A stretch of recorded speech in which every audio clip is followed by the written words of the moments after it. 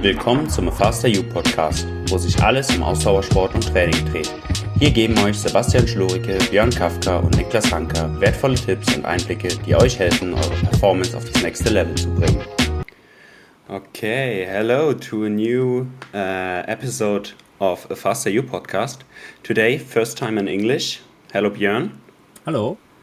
And hello to, welcome to our guest, Henrique Avancini. Hello. Oh, thankfully we're talking in English. My German it's not great, so I appreciate that. Really nice to join you guys. Thank you. Can you do you have some words in German? Nein, Junge. Who taught you this? Most of the words that I know I learned from Manuel Fumic and Daniel Haspler. Yeah. So the good ones mainly came from Daniel Haspler, my former team manager for a few years. The bad ones mainly came from Manuel Fumic. So. All right, nice.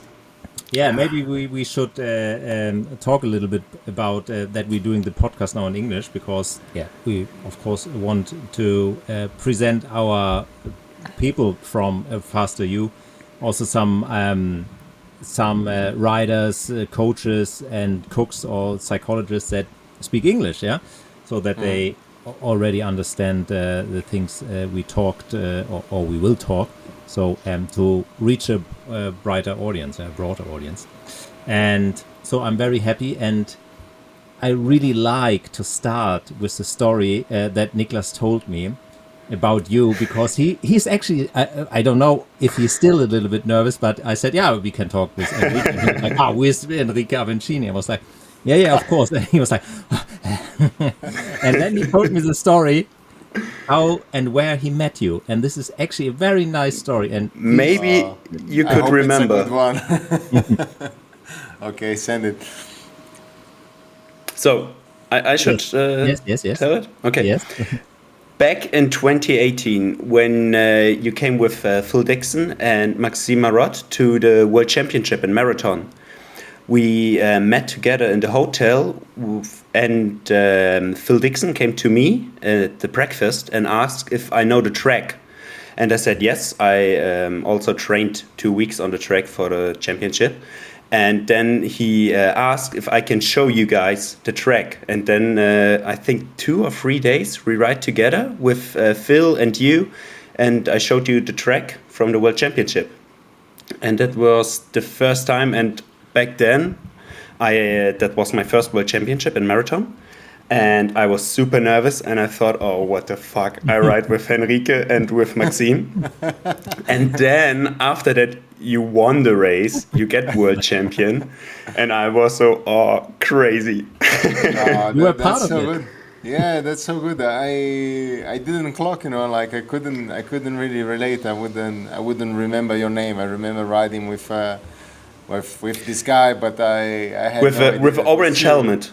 Yeah. That was good. me. So thanks. With a little bit of a delay of 6-7 years, but thanks a lot for your help. You're welcome. I appreciate. Nice, really nice. That's a cool thing about mountain bike, because you get to relate. Like if you are a higher or lower profile racer, you get the chance to relate. In between each other. So I think that's pretty good, like it's still an outside sport. So you're gonna bump with a world champion, an Olympic champion on the trail someday, and that's to me it's very special and quite unique in our sport. Yeah. Definitely, and for me as a young rider back then, it was super fun. So that was nice. For me was the biggest thing that could happen in this time. Maybe for me it was more important than the race itself, because it was my first race. It was just surviving it. And but riding with you and with Phil Dixon and Maxime Marot, it was crazy. And back then I was a bit confused, because you were super motivated and Maxime not really. He always says, it's so horrible, it's so steep, fuck. Yeah, we actually had like a great relationship, me and Max, and we were always like this sort of like positive and negative poles.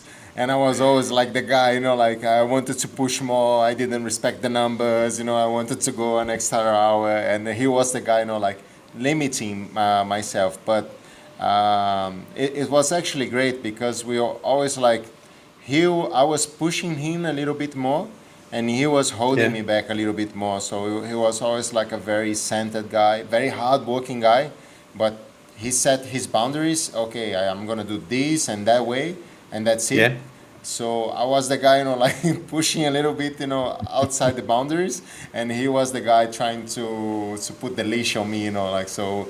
As teammates, it was really good to work and cooperate with him. We had our personal and individual ambitions, but it was actually a very nice match to be a teammate with Max. Yeah. So, for the first thing. So now we started with a nice story, but I know it sounds impossible, but there are people out there that don't know who Henrique is actually. And Nicholas, you did a pretty good job. Maybe you can read the thing that we prepared. So who is Henrique Avancini? Yeah. Okay. Henrique is from Brazil. And I think the most important thing we need to say, he's double world champion in mountain bike marathon and was the first Pan-American champion in mountain biking. So you were the first one from Pan America who won the marathon world championships in mountain biking, and the first one who also won a cross-country World Cup. And I think you won in 2018 and 2023. The second world champion title were with Björn together. And in 2020, you won the cross country and the the XCC race, the short track also in Novo Mesto, in a close battle with Nino, right? And I think third was Milan Vada. Yes. Yeah. And you won multiple stages with Manuel Fumic in the Cape Epic, I think so, and multiple times Pan American champion in cross country, and I think 14 or 17 national titles in Brazil. Is that right? On elite category, 14 times. That's crazy. That's good enough. Yeah, I think so. And your best place in the Olympics were 13 in Tokyo, right? Yes, exactly. And also that's the best place for a Brazilian rider ever in the cross-country race in the Olympic. Yeah, so you're 35 years old? Yeah, I don't look like, I know, but I'm just jumping ahead, I knew that you would say that. I don't look like, but I'm 35. Nice. Something I missed about it? Not anything important. Is there a race you would add to the list that's very important for you, maybe? Well, I mean, there are a few special accomplishments. One thing that I'm really proud of, in a way, is that I was the first guy to win a World Cup or a world title on all three disciplines in the world. So I was the first guy to win on short track, cross country, and marathon. After me, some guys achieved that a few years ago, a couple of years ago. 2022. Yeah, exactly. When he won Denmark, the marathons and in Denmark. So he also did the full set, which is something that makes me very, very proud, because I was never very talented, especially as a mountain biker. So I had to build my level, I had to build my engine, to develop my skills, and to be able to perform well or very well on different formats. To me, it tells more about my work ethic than my talent. So that's something that I'm proud of. To me personally, it's a big achievement. Yeah. When Enrique and I we met we met in Novo Mesto last year, and we stayed some days together. He slept in a bed. I slept on a camping mattress besides him in a very nice apartment. No complaint, okay? No, it was fine. I fed you twice a day, so. And I think the interesting thing is you told stories about how you became actually a mountain bike rider, and your way up the ladder. And it's a story that, and I heard a lot of stories, but this story is quite unique, and you are for a lot of riders in the World Cup a role model, because you didn't go I would say like the normal way, that super talented rider from the under 23 just go through full throttle in the elite category and just is of course also very good. You were like pretty late, and when I talk, for example, to Thomas Salzmann, for example, he's always like, Henrique Avancini, he's my role model. He's the greatest rider because his work ethic, and he was really not like, the stars were not really good for him, but he did it, and maybe tell us a little bit about where did it start, I mean, like the first time I heard about you was like, I think in Münzing, it was like, who's that guy? It's like suddenly there's this Brazilian guy, and but it was quite a bumpy road, and until you reached what you achieved, with contracts and stuff like that. Yeah, no, absolutely. I hit a few walls on the way. I think the first hard barrier that I had to get through was to start, to race in Brazil, because when I started racing as a teenager, that was late 90s, early 20s.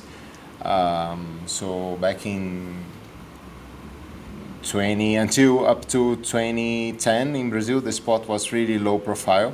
Mm-hmm.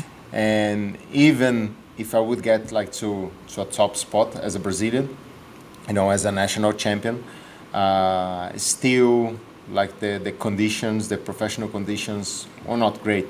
So I wouldn't be able maybe to be stable financially, or to live a good life or to change my life. And I come from a simple family, talking financial terms.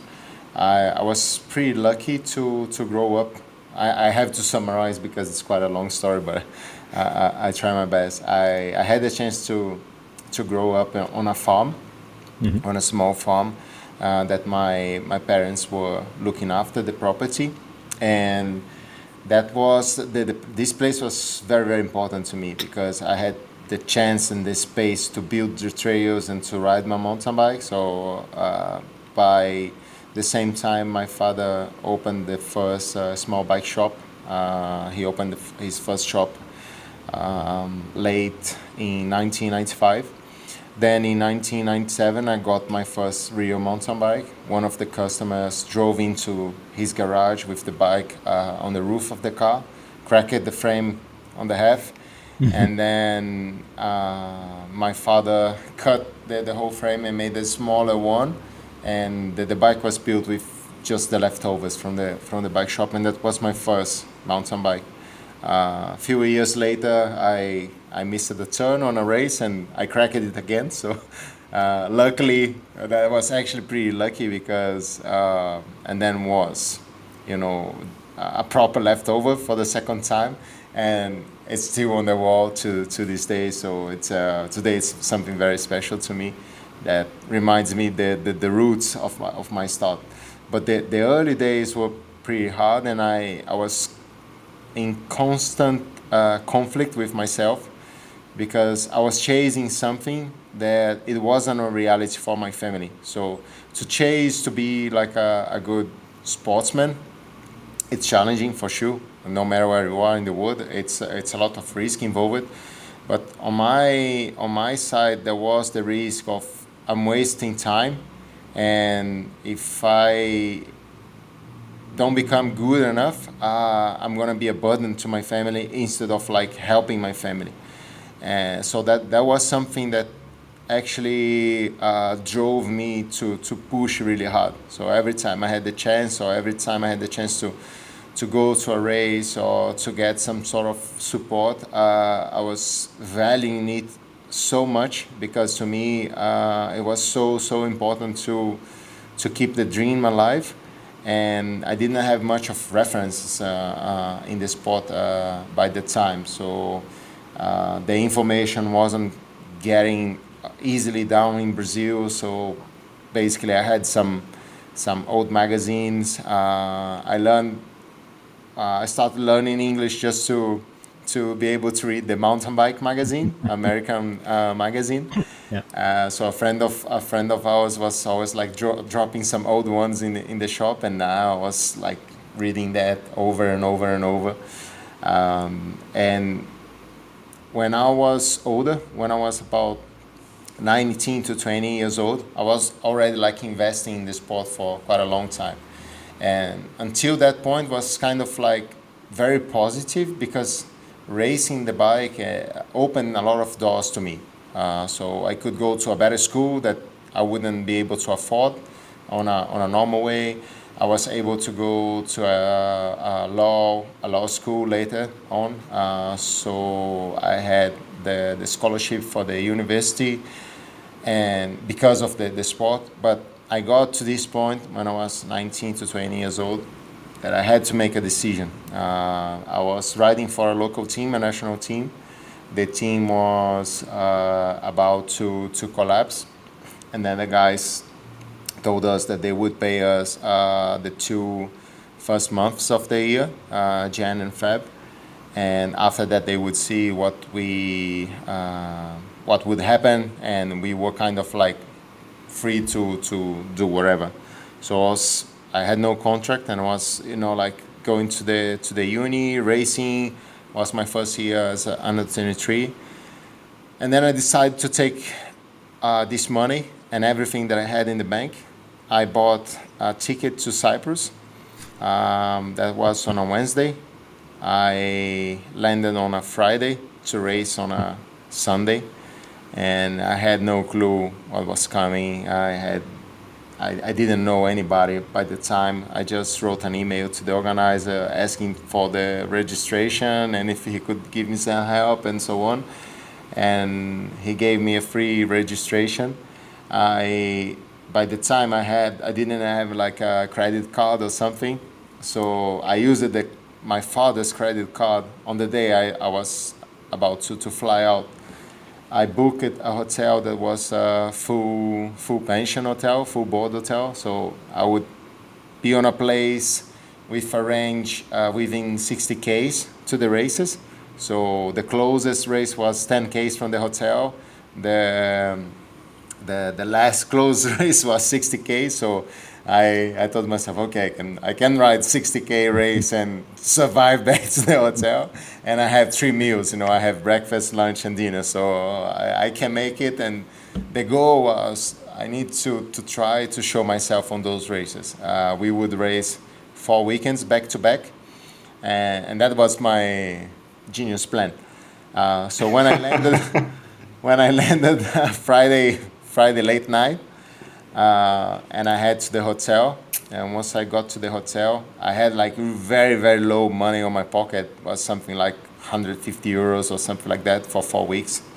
But in theory, like I wouldn't need to spend so much. And then when I went to check in the hotel, the guy told me that I had a problem with my booking, and I had no reservation. So Shit.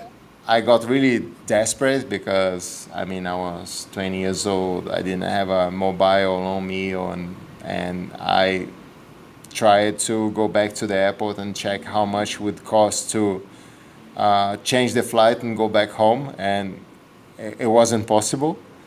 And then I thought, okay, the best I can do is I go to the race. It's on Sunday. I need to survive until Sunday. And the prize money was actually pretty decent by the time on the Cyprus Sunshine Cup. and then I had to to race to pay my living for the following week. So that's racing under pressure. I tell you. That's racing under pressure. That's proper racing, yeah. Yeah, that's proper racing. And then eventually I did amazingly well. Actually, on the first one, I finished sixth. And I remember I was racing most of the race against Stefan Sun and Kauplot, the Bulls guys. So they were like big stuff, by the time. I mean, they still like very respected riders. But at the time, like they were like top contenders for the Cape Epic. So they were doing the final prep for the race, like the next month. And at times I was telling myself, I don't care who those guys are. I need to grab another spot. I need another €100 on the pocket, because that's gonna absolutely change the game for the next week. So, and then I was actually like surviving week after week, and very long story. That trip, it's a crazy one, but summarizing it, I got back with a contract for Ukrainian team. This Ukrainian team was based in Italy, ISD cycling team. ISD, it's a mining company in Ukraine, actually a huge company, and they had this sportive program supporting a lot of like different Olympic disciplines, and they had the mountain bike team with I think was 5 Ukrainians, and then it was me, a Greek guy, Italian guy, and a Swiss guy. And the Greek guy also got the world champion marathon, right? Exactly. Yeah, Pericles Iglesias? Yes. Yeah. He won in 2012 in France on a very, very muddy one. Yeah. And I got to this team, and I couldn't believe that I was having this chance. I was riding for €5,000 per season. Per season. Per season, yes. And I mean, I thought my life was great now, like all of my problems are solved. And then the first race that I went was the Offenburg World Cup in 2009. And again, I landed, I think, on Saturday to race on Sunday. And then, I mean, I was shitting myself. I never had raced a World Cup before. I still had. It wasn't easy to me to communicate very well with the teammates. I was so scared, and I had the feeling, like being Latin American, it's hard when you go to Europe the first few times, because you have this feeling that anything you do, it's wrong. So I was tense all the time, even for simple stuff, like you get on a hotel and you get scared if you do something wrong, like, here it's perfect, maybe I go to jail, or maybe, I can break anything. So it was very, very tense, really. So in this time, you were just by your own here in Europe, so you had no family or no one from Brazil or something. So you were just your teammates, maybe your team manager, and that's it. Yeah, that's it. Most of the time I was living in central Italy. I was spending time on a flat, and it was like a cool box, an oven, a toilet, and a mattress, a bed with a mattress, and a hanger, and that's it. That was the place I was staying. So I had no TV, no radio, no internet, no fridge. So crazy. I mean, it was crazy, honestly. When I look back, and I never shared that with nobody during the time. Like I was holding everything to myself. And the point is that I was trying to be an European as much as I could, in terms of I was watching how the guys would train, how they would eat, how they would rest and live their lives, and I was trying to, to give my very best. But it ended up that I never stood out. I was very, very average in terms of results, especially on top level. Eventually, I had a couple of decent races during the season, especially on smaller events, but I never really showed nothing special, like maybe a good ride. But the point is that if you come from outside of Europe, if you're not really, really good, you don't have a spot. Maybe for a European, like if you're top 10, it's good, it's all right. If you're top 10 or top 15, under 23 rider, maybe you get the spot on a team. But if you are from overseas, like you really need to be better than that. Otherwise, it's too much work, it's too much cultural clash, so people don't give you a chance. Okay. So that was hard, and at some point I remember I was always like spending 3-4 months in Europe, and then back to Brazil, and then another three months or so for the second part of the season. And I was about to fly back to Europe, and then the team manager called me, and he told me that I wasn't going back. And I asked him why, and because I was training, and I was really trying my best, and like I always had the hope that at some point it would happen, and I was always like aiming for much bigger things. And most of the time people were laughing on my goals and my ambitions, but I kept saying, no, I believe I can do, I believe I'm gonna get there. And then during this phone call, he told me that I wasn't going back, and maybe I should rethink about my career and my ambitions, because I didn't have what it takes. I didn't have enough to race on that field. And that was a massive hit on me. I was a young boy, and to hear that from someone experienced, it wasn't easy. But it wasn't fast, but I took it for me, and I started like developing my work ethic from that episode, because from that episode I started saying myself or telling myself constantly that I had to build a new version of myself. So I had to change. Okay, I don't have what it takes, I don't have the skills, I don't have the engine, so whatever, be it. But that's not gonna be like that forever. So I'm gonna change. So that's when I started to really push hard on trainings, and most of the time people would say, oh, you're crazy, you do too much, or you do too hard, or you do too many sessions, or you're gonna hurt yourself. And I didn't care. I was like on a full stupid mode, and it was important to get back home every day and to kind of like have them feeling nobody's feeling the pain that I'm feeling now, and maybe one day this will be worth. So I started working with that like that for a few years, maybe for around 5 years. I was pushing myself so hard. I was training so much. You had a coach or something? Yeah, I do. I had a coach, and this guy was very important to me by this time, because he knew that was wrong. In physiological terms, he knew that it didn't make sense, because it didn't make sense. It was like clearly, like something out of the books. So. But the positive was that he trusted my decision. So he understood that, okay, this guy, he needs to believe in something so hard, to keep chasing that, to keep the hope alive, that he didn't allow himself to correct me.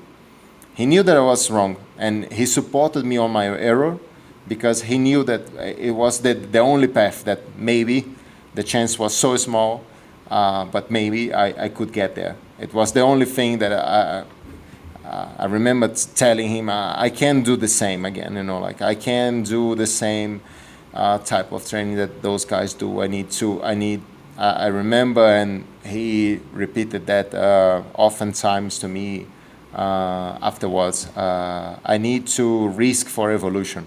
That was the expression that I used it by the time. So I literally started like risking my well-being, or I don't know, my mental health, my body health for evolution, which is, like, it's very questionable. I don't know if I would advise someone to do things that I did, like to train as I did, to question myself as much as I did, or to put so much pressure on my own shoulders. But it worked. So it was what I had at the time. So it was the only path that I saw during the time. I wouldn't say it was the only path today.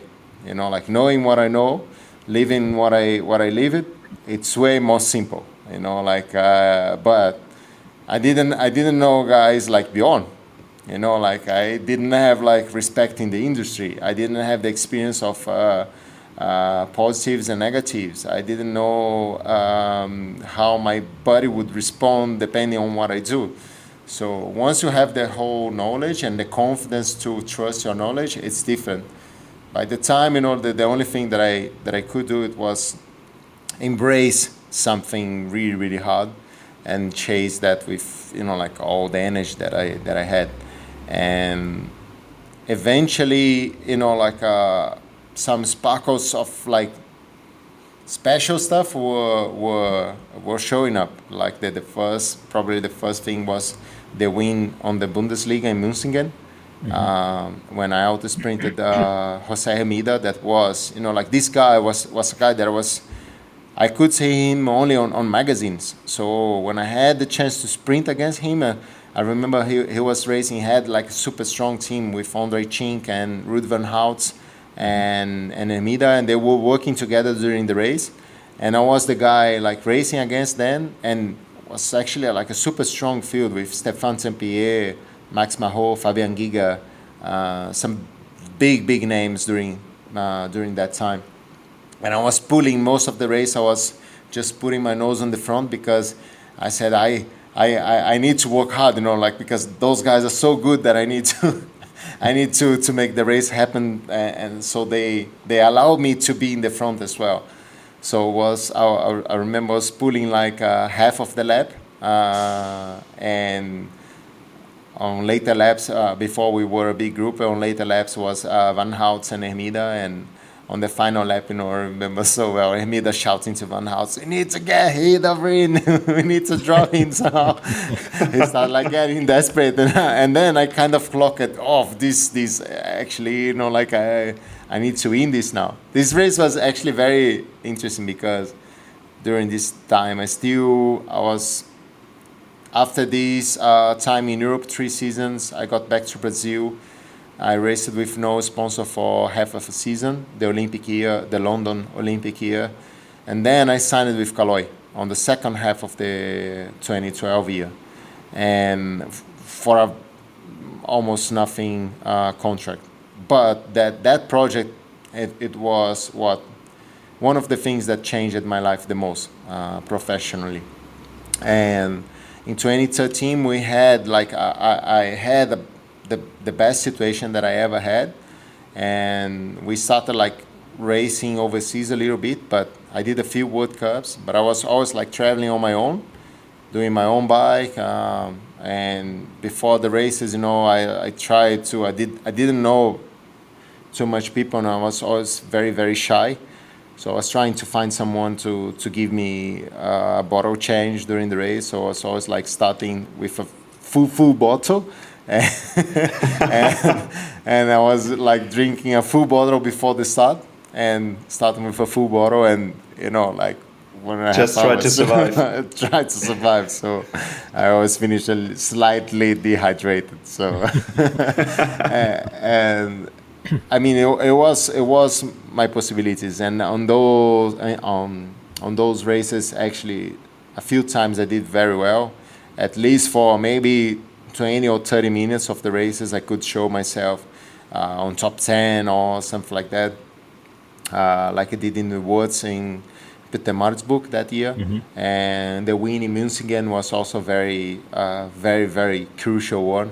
I remember that day, like going to bed, and I couldn't sleep because I was so shocked with myself that it's something that it's almost like when you believe on a religion, and I experienced the miracle that day, I was believing something that I never touched or I never tasted, and then all of a sudden materialized it, all of a sudden I raced against the best, and I even won against the best. So that was quite a moment to me.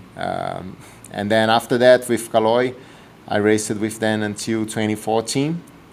And then I had the chance to join Cannondale Factory Racing, which wasn't because of my talent, or it wasn't because of my level at the time. It was mainly because Cannondale established themselves in Brazil in end of 2013 actually.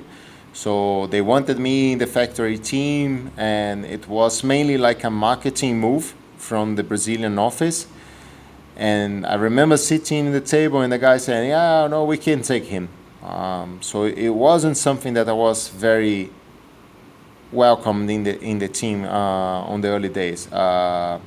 Maybe put in that way, it's not right. I think I was very respectfully treated, but it's more like I wasn't assigning from like a sportive point of view. So I had as teammates Anson Cooper, that was like one of the next big things, and it was Fonzi, was Fontana and Fumic, like two of the most rock stars of the mountain bike during the time. And as I was just this guy that didn't have like the same level in any topic, like in skills, performance wise, image wise. So I felt like a strange in the nest.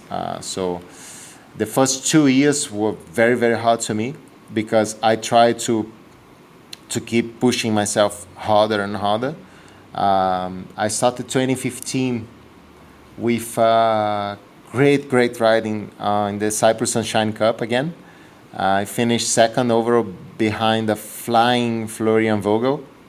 He was really flying early in that season. He won so many races, and I was really close. That was the time he was riding on Focus, and the same year he getting European champion. Right? Exactly. Yeah, 2015. Yeah. He moved it to Focus, and he got like the motivation boost, and he was flying. I think it was one of his best, probably his best period of his career. And I remember fighting with him. Afterwards, I got the Pan American title in Colombia, and when I got back, I still had like 6 weeks for the first World Cup, and the team was, as a factory team, they really push it hard for the World Cups. Like nothing else really matters. It's just the World Cup that matters. And so I really wanted to grab this chance. And with 4 weeks to go, I hit my foot on the ground training, and I had like a small crack on the foot, underneath my foot.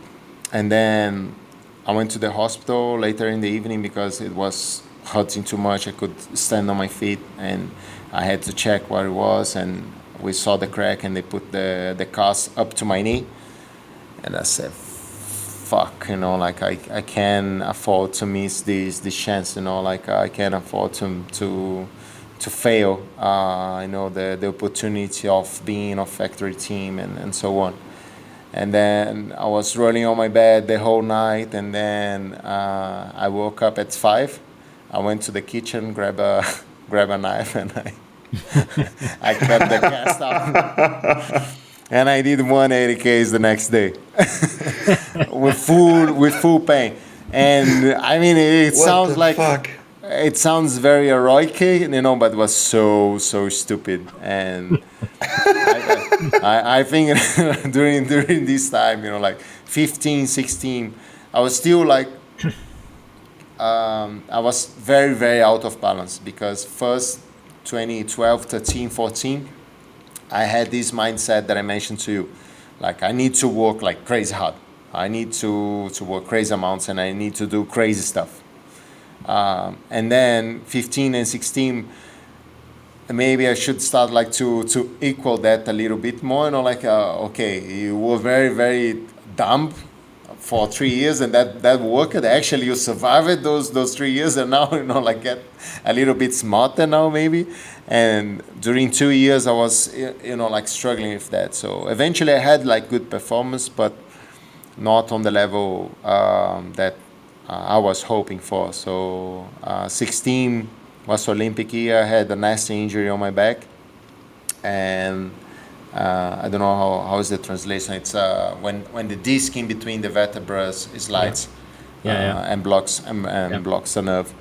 And then I was struggling the whole season. I did like a very nice Cape Epic with Fumich during the time. I was super strong during the race, and we won a stage, the final stage. And later in the year, I finished 22nd in the woods in Novo Mesto, which was my best result to that point, and also the best Brazilian result on a World Champs by that time. But that was it, like I think I finished 2016. I was already showing a lot in terms of the level that I had during the under 23 years. So I had already like top 25 results and even like top results on smaller races like the Winnie Munsingen, the Cyprus Sunshine Cup, or the Cape Epic, which is not a small race, but on a different format. But only in 2017 onwards that I kind of like click it. Okay. What was different? Huh? What was different in that year? Did you change something? So 2017, I got once again under proper pressure. The team signed me for another year on a lower contract, and I had less races to race. So the deal was you do the Cape Epic, you do Marathon Woods, and you do one World Cup. I could select one World Cup and do the cross country woods. So basically I had like 3 shots on the season to show if I really had something good on me. And then I went to the Cape Epic. It was a super hot year. We won the first 2 stages. I never felt like shining bright during the epic. I always like felt a little bit sick or I don't know, not really good. And the Cape Epic was very important to me because it was the first race that I really believed that I was one of the best, if not the best, because I could struggle to hold the pace for maybe 2 or 3 days, like I wasn't on the level. But once everyone gets tired, and then that was my life. So I can perform tired with tired legs, and so I trusted that so much that after like day 3, day 4 onwards, that's my thing, and then I can suffer more than those guys, or I'm more used to suffer than those guys. And then what happened was on the 5th day.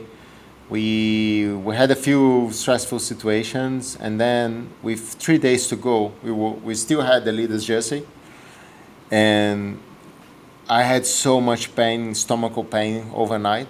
And when I woke up, like I had stomach like a balloon. I got some sort of like infection.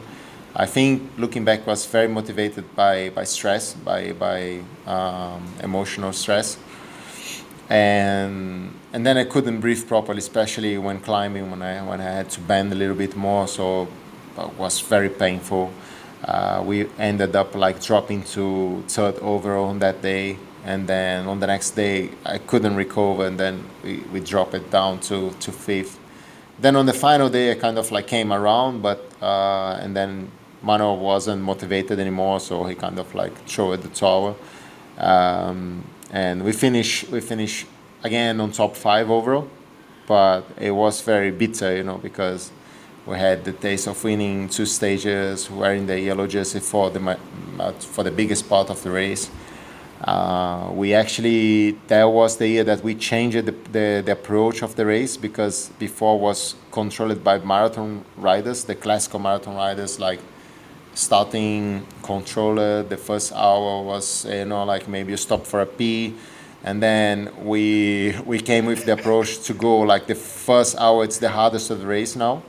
So like the numbers, I remember the numbers for the first hour on the Cape Epic in 17 were like insane. It was like cross-country pace. We set cross-country pace for an hour. And then we managed the effort for a couple of hours. And then we finalized the race. That was basically the approach in general terms. So we tried to crack like the more classic guys, which at the time I think nobody expected. And so was, I think, mentally hard to the guys, because they were saying, those guys are crazy. After the first day, they were saying, the race starts tomorrow. And then the next day, they were saying, maybe the race starts tomorrow. And then they were like getting 2 minutes, and then 3, and then 6, and then 10. So the race was changed a little bit. Obviously, everyone adapted to that. But it was kind of like a clash on that year.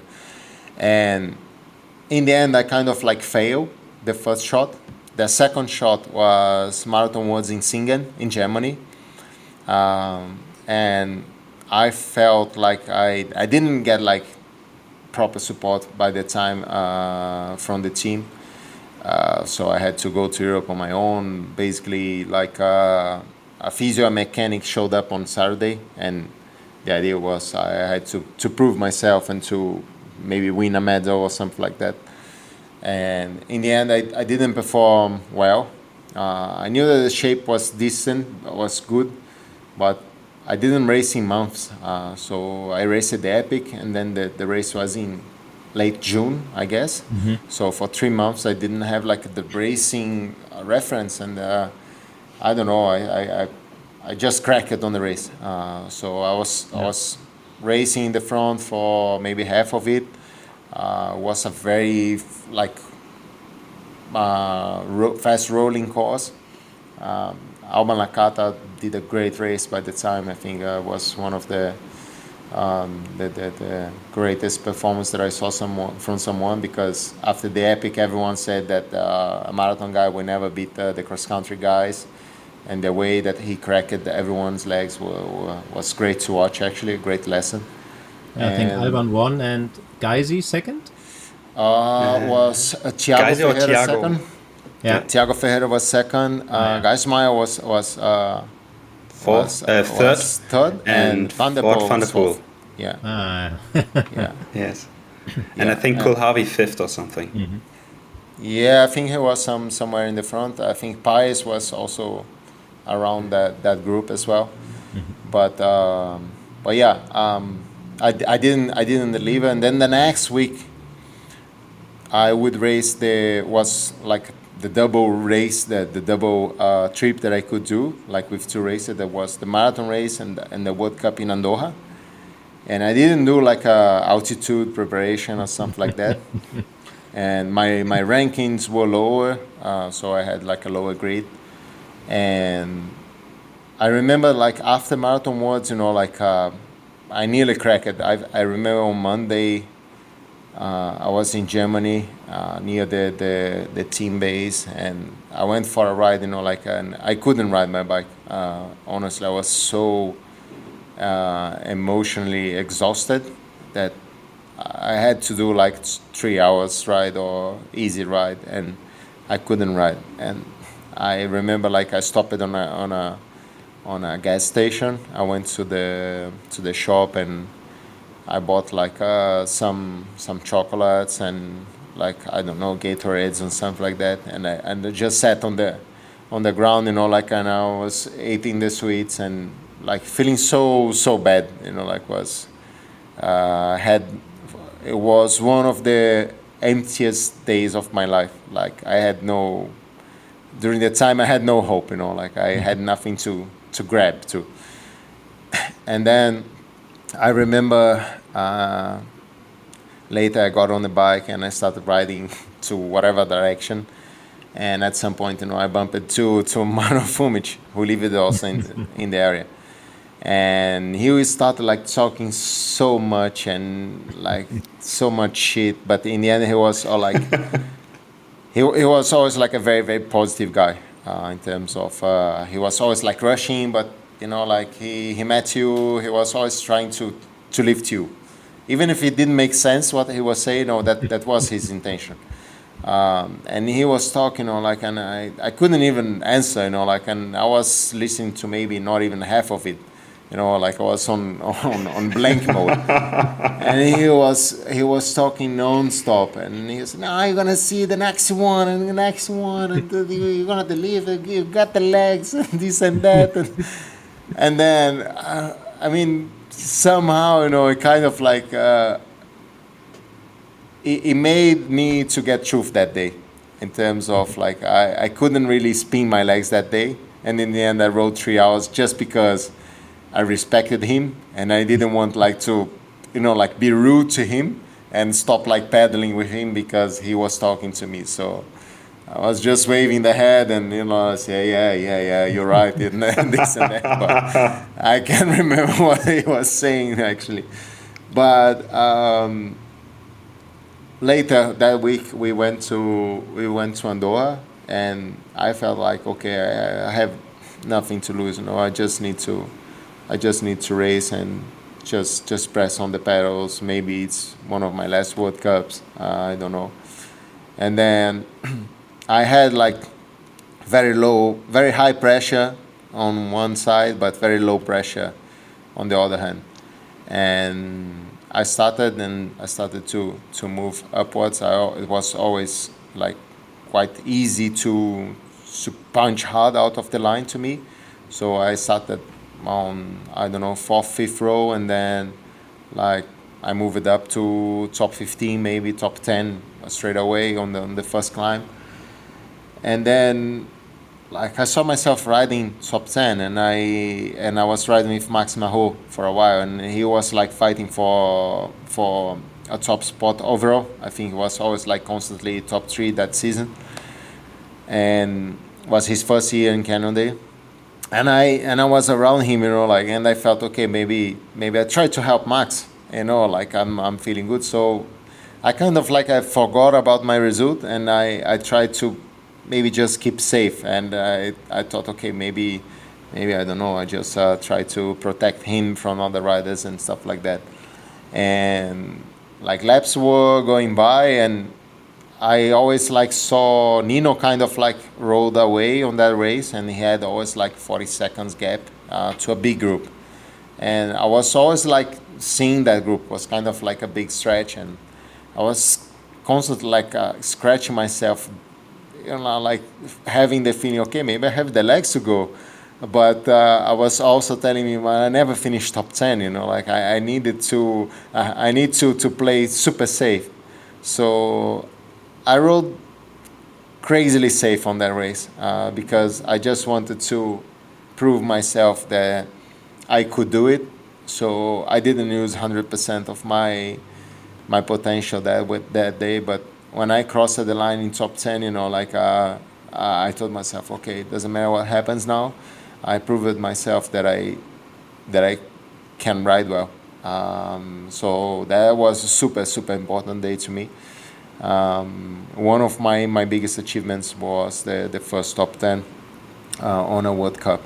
And then after that, I remember the team, Max was flying during that year. Manu was doing kind of all right, actually. He was never very consistent, but he had some good results that year. And the Cannondale was high on the rankings, the team rankings. And then they asked me to do some more World Cups on the second half of this year. And then second half of the year. And then I told myself, fuck you, bastards. I mean, put me on such hard place, and now you ask me for more. And then I remember we had like a very tense talk, me, Daniel Haspler, and Phil Dixon. And then I said, okay, I'm going to do the World Cups, the extra World Cups. I did well. I did... I think it was Leisenheid, and then I did Canada, and I was riding like around top 20, so decent rides and collecting good points. And then Val di Sole was the final World Cup, and I was riding like podium level, and then I had a mechanical on the same spot that Mano had a mechanical. We were riding, Canada was riding actually its run for so many years. And actually, this episode was what motivated the change to Shimano that lasts till today. Was a problem for the rallies, and then obviously it wasn't just about the mechanical issue, but a lot of relationship in the backstages, and then the change was made from 2018 onwards. And I was I think fifth or something when I had the problem. And then I fixed the problem, and I got back to the race, and I set like crazy fast laps on the final 2-3 laps. So it was like top 3 lap times, and I finished 13th that on that race, which was my second best result on a World Cup having a mechanical. And then after that, we would have World Champs in Australia in 2 weeks' time, and we went down to Munich for a mechanic's house for a day, and then we would fly out from Munich, and then like the first gift that I got from the team, like the team decided to fly business. The whole team would fly business to Australia, and it was my first time flying business with the team. So I was like, I was like feeling like a big man, during the time. and then we we checked in, and we had those like behavior rules, or how to say, like protocols, internal protocols in the team. And one of the things was never touch airplane food. So that was one of the things that Phil Dixon was always like smashing us with that. Don't touch. When you get to the plane, don't touch the airplane food. It's like it's poison, like to him it's poison. You don't touch it, you don't smell it. If they offer you, you pretend you're dead, but you don't eat that. And then I got we had like a light meal before, and then we got to the plane, and it was a 13 hours flight, I think to Adelaide, if I'm not wrong. And then I sat down, like very, very fancy seat, was Emirates, actually, like pretty nice business. Yeah. And then, I was feeling like a king, and I was watching moves and so on. And then they started like offering the food. I said, no, thanks, no, thanks. And then Maxime was on my right side. And then I saw Maxime asking for food. And then, for whatever reason, I thought, this is Emirates, this is business class, and this is Maxime Mahot, it's a lot of like positive. So if Max is asking, it's probably because he knows that on Emirates and business it's different, so it's no risk. And I thought, it's 13 hours, and I'm kind of like starting to feel hungry, so I'm gonna ask for something like a little bit more plain. And then I asked it for a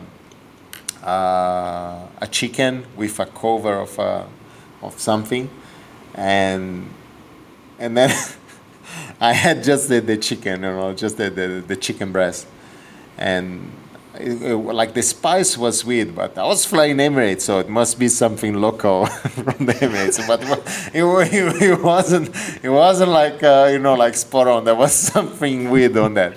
And then I had like a few bites and so on, and then I went to sleep.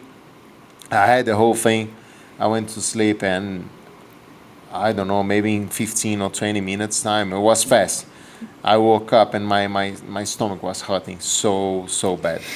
And then I went to the toilet, and I destroyed the toilet. And I felt like, wow, I'm so bad, and it was horrible.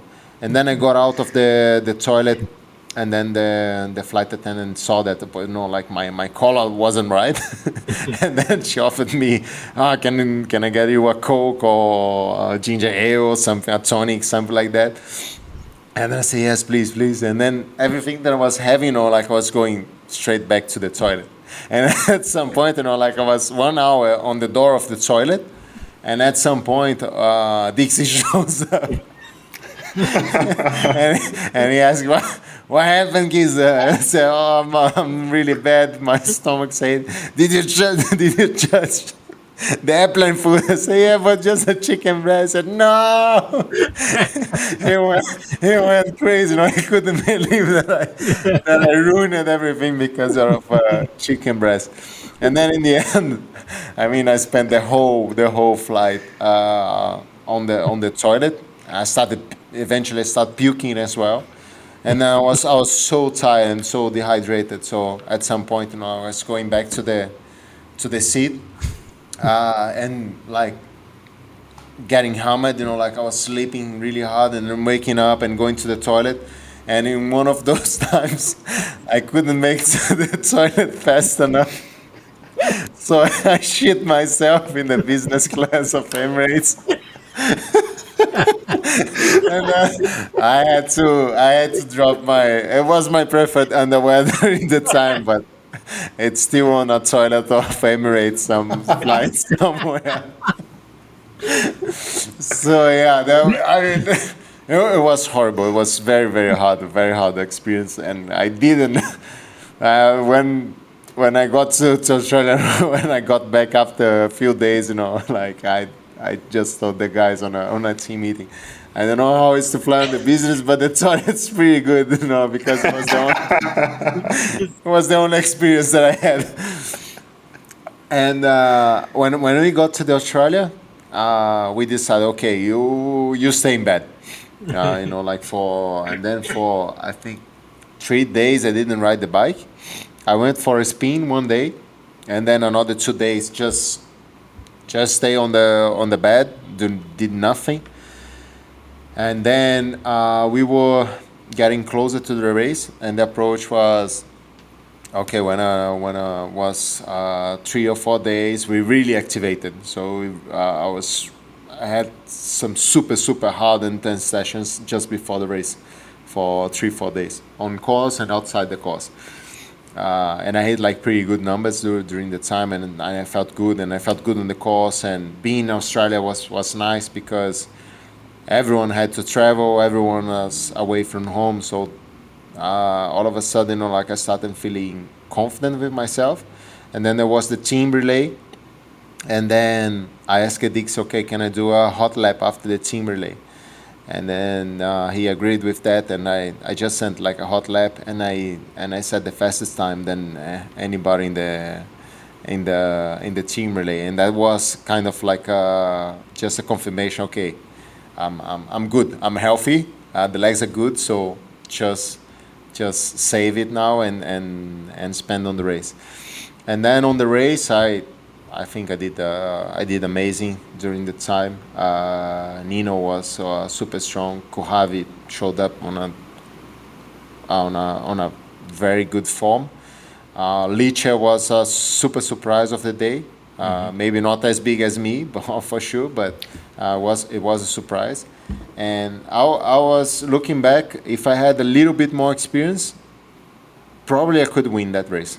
But I was so unsure about how to deal with Nino and Kuhavi, the last two Olympic champions, world champions, big stars of the sport. And a lot of times, I gave terrain to them. I opened the door to them. It was almost like at times I behaved like I was an overlapped rider. So every time they applied pressure on me, to gain a position or something like that, I was conceding because, those guys are very special. So I didn't respect myself, and I didn't respect the legs I had on that day, and the performance I delivered on that day. In the end, I finished fourth, and it was historical to me, to my country. And when I went back to the hotel, you know, like there was probably the most emotional ride to me, because one of the things that I wrote down on my bucket list was to be one of the top guys. You know, like more than winning, my dream, what I visualized was winning, of course, but I wanted to be like a guy that before a race starts, I'm on the list to, you know, like, this guy is gonna show up, this guy is gonna lead the race, this guy is gonna try a move, this guy is gonna attack, this guy he's here to race, and he's here to race against the best. So that was like my goal. And when I saw myself doing that on World Champs, the most important race of the season that year, that was so good. That was so special to me. And after that, I remember I sat down on a balcony of our apartment with the team manager, with Daniel Haspler, and I asked him, what do you think now?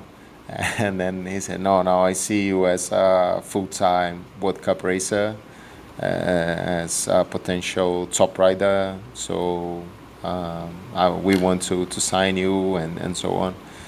And then I was so much under pressure all the years before that I said, I mean, if you can get me a 3-year contract, I don't want to even talk. I want to be minimally stable. And then I asked for a value that was not high but not low. And then they offered me, like, they said, maybe it's, you know, like, if you deliver like that, it's great, it's more than fair. But I mean, you still need to prove that you're gonna be consistent. So they made like step ups to me, like level 1, level 2, and level 3. So I started like level 1, which was lower than what I asked. Level 2 was what I asked, and level 3 was more than what I asked. And they set like a few goals in terms of results for me to achieve during the years. And once I achieve it, for this following week, I would have the step up. And then in less than 6 months, I achieved everything. So I went up to level 3, and then 18. I mean, 18 was one of the most pleasant seasons to me ever. I think probably the best season, or the one that I enjoyed the most, because I was on a stable situation, on a good team. I started to be like recognized and respected. I started racing for the win, and I started winning. I won my first World Cup on short track in Andorra. And then later in the year, I won the world title. So every race almost like every race was a new record. So like was best result,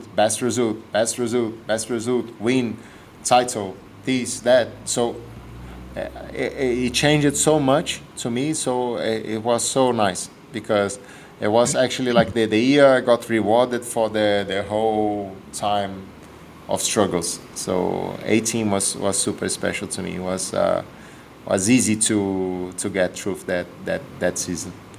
Did you change something in this year? So after you get those 3-year contract, did you feel you changed something in your mind, or do you get more relaxed, and that was the reason why you improved that much, or you changed something in training?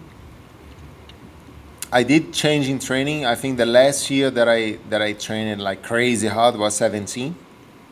From 18 onwards, I started like trusting, and Dixie was a good part of it, very important part of it. I started trusting what I had already. So like Dixie was more like forget about like building, like you did so much, and you are now like probably the strongest rider. So now let's try to learn how to use it.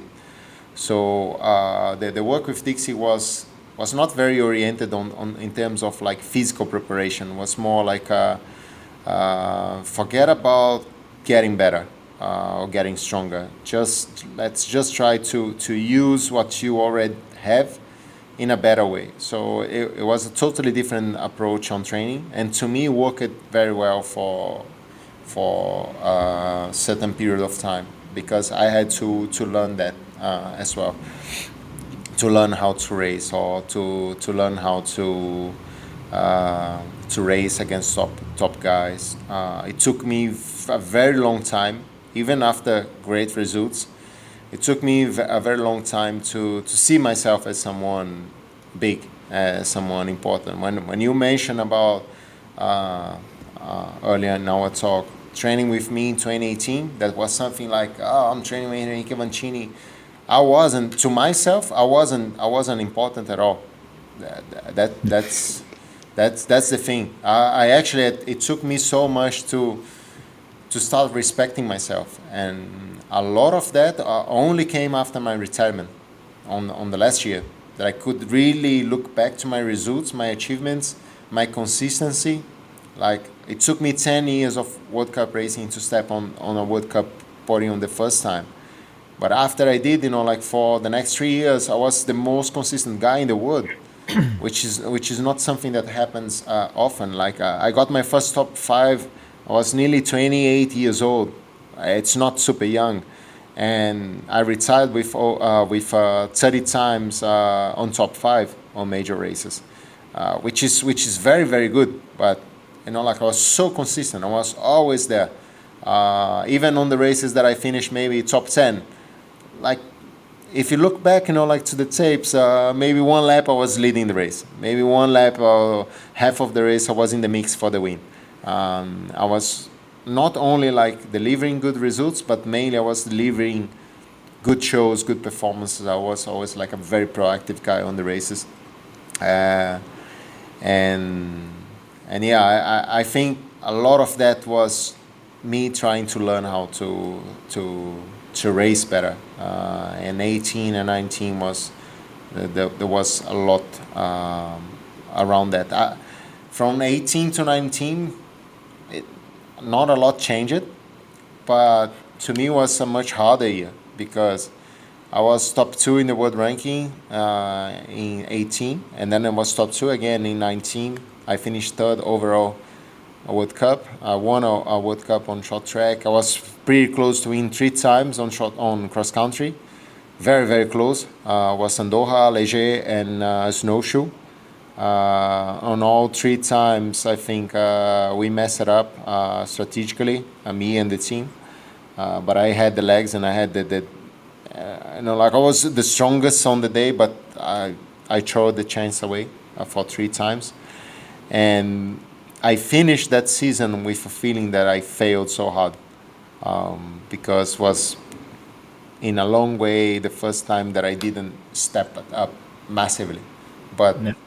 How do you step up massively on the very top? Like, it's very hard to keep improving on when you get to a certain point. Yeah, but to me, mentally, it was hard. Next year. Yeah.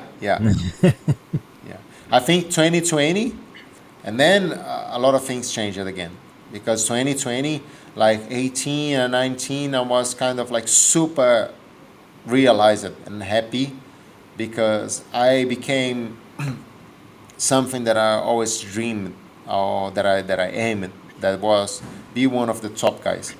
So I was like, respected every time that during the time they were still, like, doing a lot of those race books, and like, I was, every time that I saw myself on the top contenders list, was like always like top 3 contenders, and then was Avancini there. To me, that was so nice, because since my first world champs, like, I always went to the race book and let me see who are the top contenders, and I wanted to be that so bad. And to me, that was more than being a cover of my magazine. Like, being a top contender was a big thing to me. And from 19 to 20, I think 19, I missed those World Cups pretty closely, and there was a conflict with Nino during the Cape Epic. That was a year that me and Fumic, we rode well, but at some point in one of the stages, Fumic cracked a little bit when we were leading. He had like 5 crashes on that day, so he cracked a little bit under the pressure of the guys.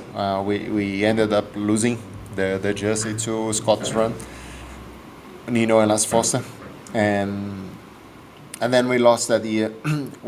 I had a thing with Nino, which absolutely changed my mindset for the following year, because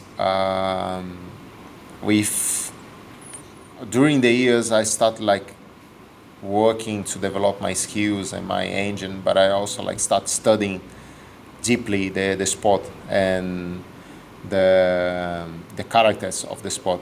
So I learned a lot about cultural differences, about behaviors, about patterns, reaction patterns, body language. I went very, very deep into that for a lot of years. And obviously, being the main reference, I studied quite a lot Nino, because he was, like the guy that was racing in the front the most or winning the most races.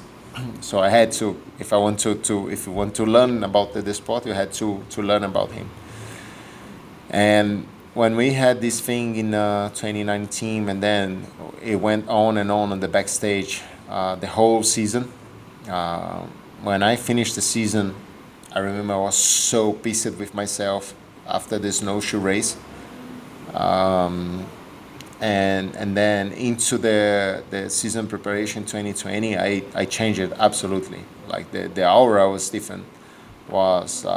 I stopped being like one of the top guys, and I started like training like unbeatable. Like I had this I was so sure about what I was doing and about my feeling on the bike and how I was training, and the relationship with the staff was like my preparation staff and the team staff was on a very good spot. So I started like I could win any race anytime against anybody. So I started the season like doing exactly like that, like going to South Africa, out of the plane, win. I went back to Brazil, and then I remember the thing that shows off that mindset or that feeling the best was I went in February to Spain, to Banyoles. And Banyoles, it's a traditional race, quite like fast course. It wasn't like very technical, just like twisty course, not so much climbing and so on. So historically, the race was decided on the last lap on that one climb. And then my teammates, they raced it there before, and they said, oh no, this the race, you need to be positioned, and then it always comes down to a fight of 3, 4, 5 guys on this climb, last lap. That's it. It doesn't change. It's always the same for 20 plus years. And then I told myself, okay, I'm gonna smash the field with halfway to go, and I'm gonna win the race alone. And I remember I started like squeezing a little bit, and then I got away with Koretsky, and I think he was the winner of the race, or he won. He had won like 2 years before, or something like that.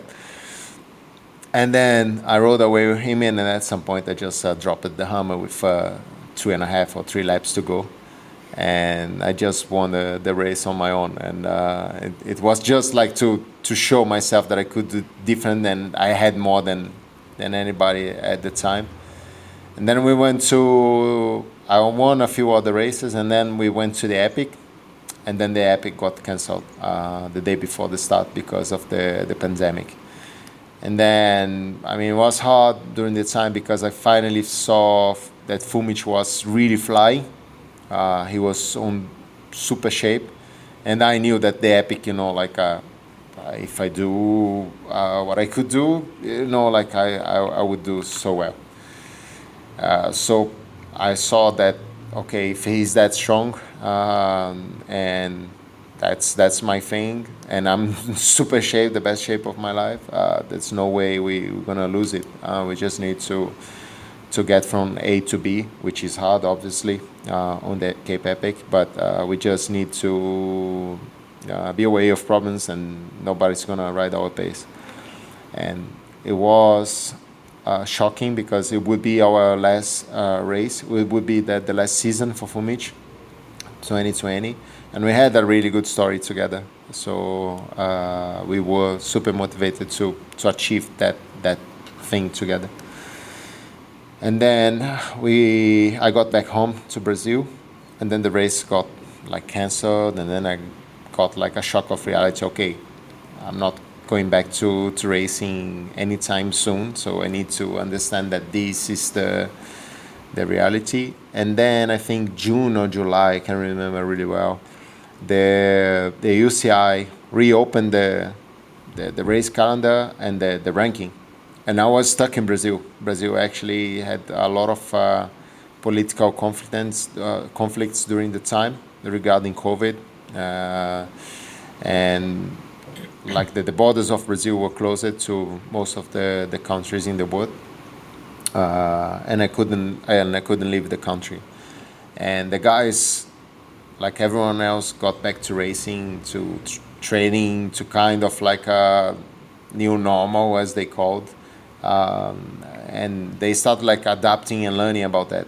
And then that was a moment that I lost it a little bit, like for a couple of days I thought, oh, this is so unfair, like now that I wanted so bad and everything was in my favor to finally, win, I'm in a situation that I don't even have the chance to try.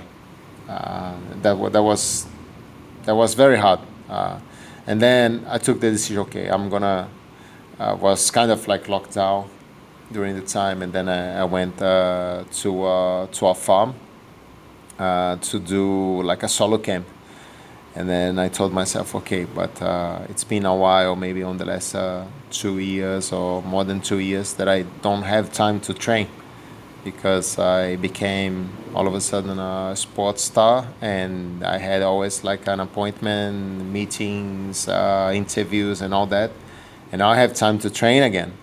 So I'm gonna work my ass off, and when I have the chance to race against those guys, I have to beat them. I have to win when I have the chance. And then finally in late August, I think it was 2 months after the opening of the ranking and the calendar, I got back to Europe, and then I got out of the plane the day before the race in Czech Republic, and then I won the race. Was a very good performance. I won the race. Then in 2 weeks' time, I won another race in Poland. And then we had this double event of World Cups in Nove Mesto. And then the first one was so bad because I got sick on the week. Was the first cold week since I got in Europe, and the temperature dropped from 15, 20 to, we raced at the short track, I think it was 5 and raining. And then my body kind of like collapsed. I had a crash on the short track. And then on cross country, I kind of like, I raced it, and I wasn't really there. And obviously I wanted to beat Nino, or I want to race against him. And he had a very, very bad performance on the short track. And then on the cross country, he had like a slow start. And he was kind of like out of the fight. And then he actually with 2-3 laps to go, he started move upwards on the race, and he went like from top, 25, he was around that, to the higher places. And I was riding pretty much the whole race on a top 5 group. And then I got dropped on, I kind of switched it off a little bit during on a few situations during the race. And at some point I got dropped, and he caught me with 1 lap to go. And we went sprinting to the line. I think it was the only time that he out-sprinted me. And he finished fourth and I finished fifth by like a very small margin. It was a very tight sprint. And I got so pissed with myself that night, you know, like I was so angry, and then I said, okay, the next two I can't afford. I don't know what happened. I don't know why the sickness or the weather dropped me, but you know, like I need to make this happen now, and I can't afford to miss this chance.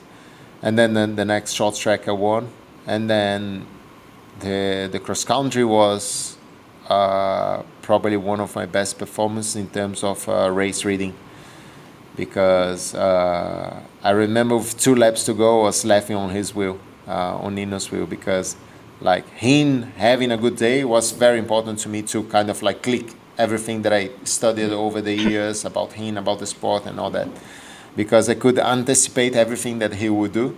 So I was like so focused that I wasn't doing any mistakes, and I was riding so well, but I could still see what the others were doing or thinking, or so it was a very, very special race in that point of view. In terms of like connection with the sport, was one of the best days I had in my career, because I could feel things. And to win that day was super important, because I was having a very hard time on the backstage, like with personal life, with professional life as well. And at some point I considered that could be it, you know, like maybe I wouldn't move onwards with my racing career, and which was probably the first time that I considered that maybe stopping, for the wrong reasons for sure. So I'm happy that I didn't. And then I won, and 2 weeks after that I became the number 1 in the UCI ranking, which was also like great. It was when I landed in Brazil. I was flew back. We had woods in Austria, where I was muddy, and I still like had a good race. I lost the pedal on the start. I was dropped, and then I rode back to the front group. Sahu was away, and I started like closing the gap to Sahu, and I was fighting with Fluker and Cajo. And then I had a flat tire. I rode like a big part of the lap flatted, and then I changed the wheel and finished top 10. It wasn't like the result I was hoping for, but still like a massive performance. And then I flew back. I landed on a Tuesday in Brazil, and when I landed, the ranking got updated and was the number 1. So to me, it meant so much, you know, like to get back home and to be number 1 was very, very nice. It was very important to me. Crazy. And that was an impressive history lesson about mountain bike, cross country, and also a little bit of marathon. So I still remember your win in Novo Mesto, and I still have some performances in my head, you know, when when Kulhavi outsprinted Shorter in London, and when Shorter won, I think it was in Houffalize, when he just took like the short track, so to say, and a very clever move. And it was when you won against Nino, so it was really like a super. I still remember seeing it. And it was, you were waiting. It was a super clever move, and then, okay, you can see that you really know what you were doing. You really know, and it was the same with Kulhavi when he won the Olympics, and when Nino won in Houffalize. So very tactical, very clever moves. So these moves I still have in my head, and one more when. I think it was Absalon when he won Offenburg. It was a horrible day, super muddy, and everyone was like crawling up that mountain, this super long climb. And Absalon was carrying his bike and jogging up the mountain. His tires were completely clean, and he was going downhill like on tracks, and all the other ones were slippery and crashing, and so these 4 performances I still have in my mind. Of course, some stupid stuff like Flückinger in and I'm stuff like that. But yeah, it's nice. It's nice to see. So, but we still have like 3 years left, and we should continue. Like after 2020, yeah, then was 21 and 22. What happened there? Well, 2021 was very challenging because I started the year as number 1 ranked rider, and to me it was mentally hard the first part of the year, because I expected like to be rewarded in terms of like support. So I was always like the guy following the guidance of the team and respecting the other riders, the team management and their choices. And at some point, I felt, okay, now I proved that the stuff that I do, they also need to be taken into account. And it was hard because a lot of things that I applied for, they didn't happen at the time, and it was hard to me. Small stuff like whatever, performance related, like allowance of I don't know, like for example, there was this unwritten rule that no family members should be with the team. But to me it was different because I was spending 2-3 months away on a very different culture. So the shock and the impact that this had in my life was it wasn't the same that it had for an European, for example, that was maybe away from home for a couple of weeks, and eventually even on the event the family wasn't together, but they were there watching. Few things like that I ask the team, or I don't know, like to ask a reliable power meter that I want to buy this power meter, and was stuff that were like turned into deep discussions. And then I think on the personal side it became super hard, especially when I was postponing the start of the season. I always like it to start racing February and then March, like have a solid block, and then April, May start working for big goals like World Cups and the big races. And I tried to fly over on February and was blocked, and then again in March and it was blocked, and we tried like to replan the season I think 5 times, and it never happened. And I said it can't be that hard, like all the guys are flying and all the guys are racing, and it's just me, so I felt like even worse than the year before when I was blocked, because during this time I felt like I wasn't getting enough support to be on the races. And then one day I decided to go after the documentation and stuff, and I decided to tell my team manager at the time that I was going to Europe to race in Italy, in Elba. Mm-hmm. And then I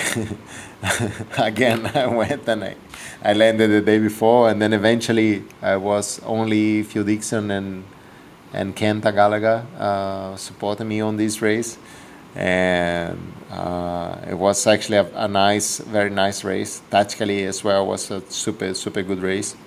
I had a close battle again with Nino and with Max, with Maho, and I ended up winning this race. And like the approach to the race in terms of preparation was very far from ideal. And after that, I went to the team base. And for a while during this time, I had a few episodes with depression since 2020, and I started like feel really low in 2021 before the season started. When we got to the point, like we did a few races, the performance was kind of like all right. But at some point, I asked it to not go to a race that the team was going, and I remember like fighting to get out of the bed, like and to have food or to get out of to train. So it was hard, and at some point I asked it to get released from the calendar and to get back to Brazil and prepare for the Olympics. Just because the relationship was really bad, and I was struggled quite a lot to be in a place where I felt that I wasn't good for the place. So I'm not saying that was my fault to be that way, but I always it was always hard to me if I don't feel like I'm adding to the group or I'm adding to the company or to the team or whatever. Like I feel like I can't be there. So I asked it to get released from the calendar. A few World Cups. I skipped a few World Cups, and I went back to Brazil, and then I locked it in and I started like training little by little, like kind of like I restarted the whole season. And then at some point I started like hitting some really good numbers, like good laps on training courses, some good PBs. You saw the numbers during this time, like I still remember when I saw the numbers, and I think you were also in altitude. Yeah. And like, this was crazy. I remember you were asking, but what happens at the Olympics? Why you finish 13th? Why didn't you win? Exactly. I had for sure. I had at the time the physical attributes to win. They were there, but it's not. For sure, like my whole life tells me that it's not about just that. That's a very important piece of it, but it's not just about it. And then I went to the Olympics. The Olympics were really poor to me from what I had. There were like a few things happening on the backstage, and I didn't cope well again with some other stuff. The planning towards the Olympics that we did with the Brazilian committee was amazing for 2020. Like was the best preparation I ever had. But with the restrictions, everything kind of like collapsed like last minute. And with that, some other stuff came together with the team on the personal side as well. So in the end was a really shit situation to be on. And I raced it, and I raced it like really flat on the day. It wasn't good at all.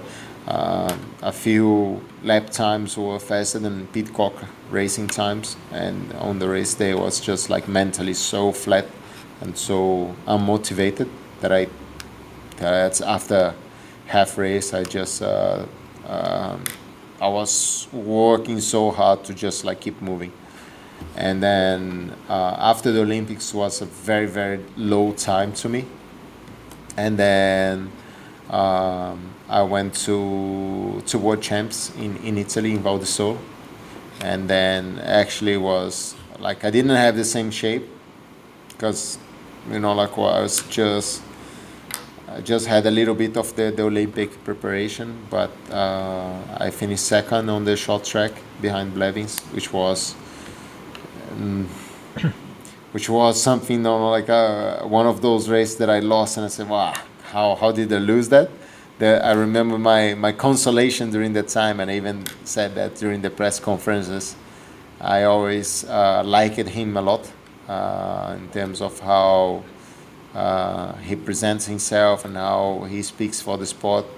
And as an older guy, I felt like, okay, if there is something good about losing a world title, is that at least I lost to a young guy that will be here for a longer time, and that has like good principles for the sport, that he speaks more than about himself.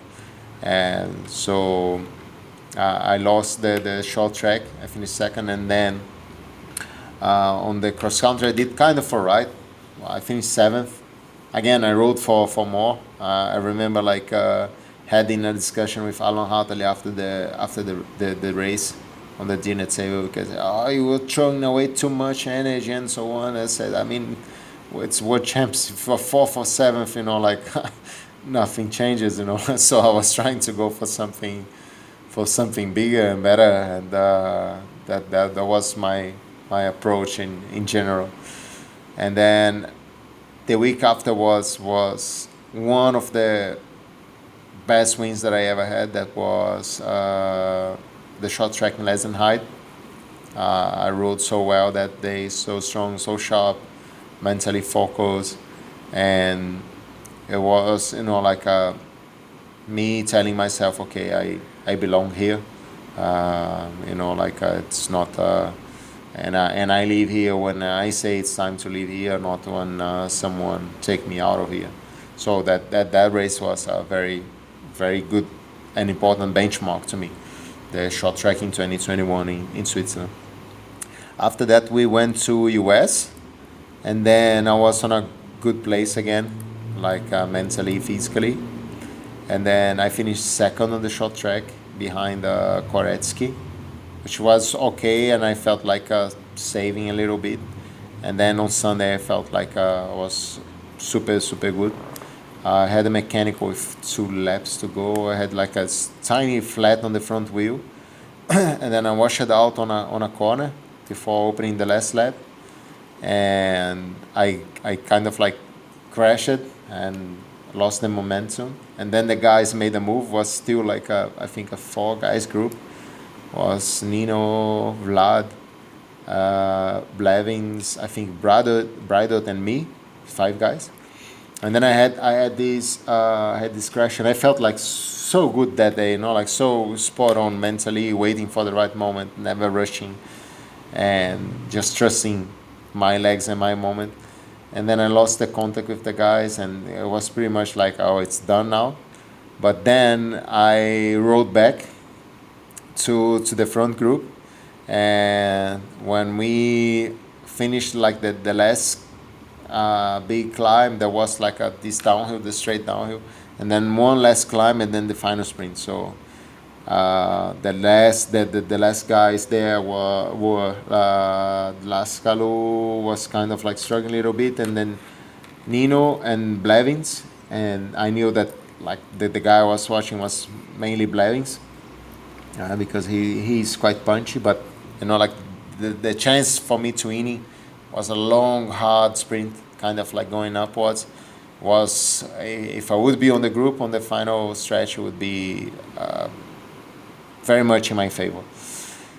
And then on this final shoot, the last descent, I cut the front tire, and then it was like the flat was a proper flat with 1K to go.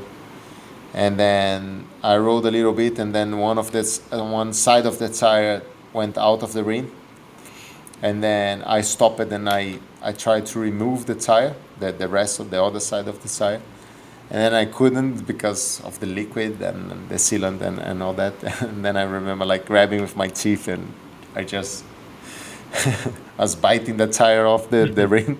And then I finished the race with on the front ring. I crossed I don't know, like 13th or 15th, something like that. I just finished the race. I remember the team was fighting for the team ranking once again, and I just kept that in my mind to cross the line. And then I crossed the line, you know, like I was always like hammered, you know, like of not winning or not having the final chance to win after doing a good race, after, you know, like riding back to the front of the crash. But that was very, very nice to me, because I remember, especially when I came back to Brazil, the amount of people that got touched by how I approached the race and how I raced that race and how I fought until the end. It was so touching to me, and I always trusted on the message like delivered.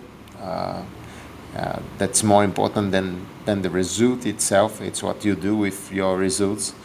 But in that case, it wasn't even the result, but it was clearly what represented to people of about racing, about the fighting spirit, and it was actually like one of the most remarkable races to me, like mentally wise, and it was actually a great memory. I remember like crossing the line and being head down, but it's something that I look back today and I cherish a lot. Like, it was a great day. It was a great day in my life. And then we moved on to 2022. And then I think it was, when I look back, I had to think so much to let things go, and I think I could have moved out of Canada before I did, and then 2022 was actually very, very bad in terms of the relationship, the internal relationship, because even I'm saying like that, and to people listening, they might hear and think, oh, it was actually like a bad history in between Avancini and Cannondale, and to me, it's totally the opposite. It was great, and I left with very good friendships, with a very good story, with a lot of gratitude. But obviously, we are talking about moments of changes, and that's why I'm referring to some of the negative episodes. But even nowadays, like I don't feel bad at all with nobody related to Cannondale. I like the teammates, the management. I'm still very grateful to the opportunities I was considered, and also to the experience that we shared. Just to let this clear. But 2022 was kind of like an year that I got tired. Like, I got super tired. Like, I felt, okay, I was always like boosted to get on the plane and to fly to a World Cup. And then when I had the chance, I was asking to the last minute flight, like closest to the race possible. And if I could fly out on Sunday night, I would fly out on Sunday night. So I was really tired of being in that environment. And I was actually on a very good contract by the time. I was probably one of the highest paid athletes in the field. And I was still on a contract for, I think overall, with all the sponsors, I was probably the highest paid athlete in that moment. But I was so unmotivated to do anything. Or I was so tired or burnt out, or, like I didn't feel like I wanted to do things that way anymore. And then, end of the year or mid-year, I actually to break my contract with Cannondale. It wasn't hard, like obviously was super hard, the negotiation, because I was a very important asset to them in terms of marketing and the story that we built together. But in the end, they released me with no. It was a friendly agreement. So I lost a lot of money, but I left happy. And I think it was also good to the team. I added a lot during the 8 years. I learned a lot during the 8 years, and we achieved a lot together.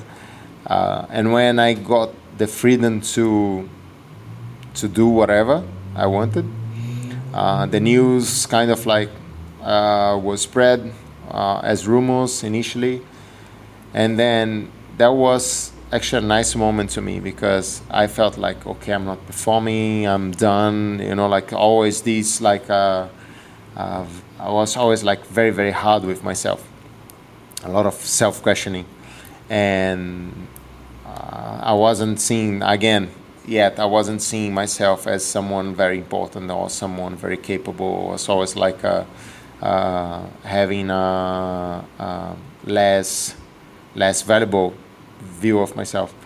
And then I thought, okay, I mean, maybe I'm gonna have a chance with a team or here or there. And then straight away, a lot of like big brands or big teams got in touch with me, and they were like super interested in having me, and they were doing like good offers to have me on board. And then that was actually something that made me reflect, okay, maybe those guys, they see something that because I'm always trying to be better than I was, I'm not valuing, like I'm not evaluating myself in the right way. So I still, no matter what, I still have a lot to offer. And at some point I was very, very lining into signing with a big factory team that would be, like something new, something fresh, something interesting, and like financially it was good as well. So I didn't feel like, wow, that's actually nice. I'm not losing anything. And I'm getting a new chance to work with new people, like a new material, all that, it's kind of like a boost. And then I started like questioning myself quite a lot, because one of the things that I would eventually need to sacrifice was my development team. I wouldn't have, like enough support to keep this team, or enough time to find different sponsors and stuff. And I would probably need to close the team. And then this was actually like the biggest motivation for me to get out of a factory team and to join my own team, to start my own project, and to try to make a Brazilian team with Brazilian staff and Brazilian riders on a World Cup level.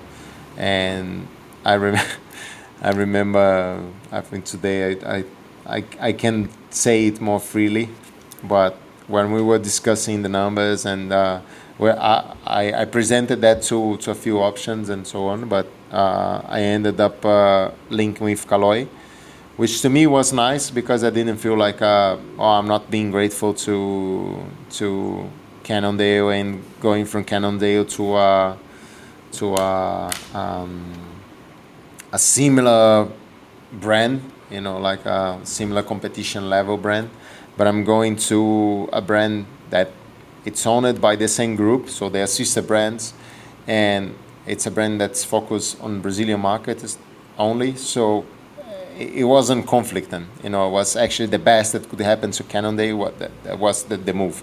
If they could choose, I think they would choose that. So I felt good that way.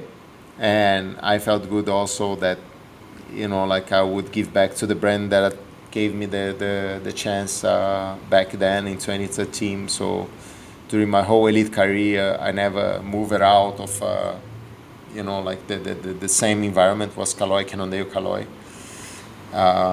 And we started this project, but I remember when we were discussing the numbers and trying to finalize the budget and so on, to do the whole operation with flights and stuff and athletes material-wise and so on. And then when I gave them the green light to the contract, like the number on the column of my annual salary was 13,000 reais per year, which is basically like 2,000 euros per year. That was my salary for the 2023 season when I gave the green light. Later on, I mean, I raised it for a bit more, and I got a few other sponsors into the team, and it was all right. It wasn't my ambition to, to be highly rewarded financially, but I remember that, that was the size of. I think that represents quite a lot on the size of my choice. And it was actually pretty good, and I had the chance to work in a different way, to do different stuff, to meet different people. I think that's Bjorn Wood's one of the greatest gifts that I got from this time, meeting him and working with him and getting trained by him was very nice. But he knows about that. On the backstage wasn't smooth at all. Was quite a nightmare that season. Even like when I started like going back to train, my daughter, I have a small daughter. She got sick one morning.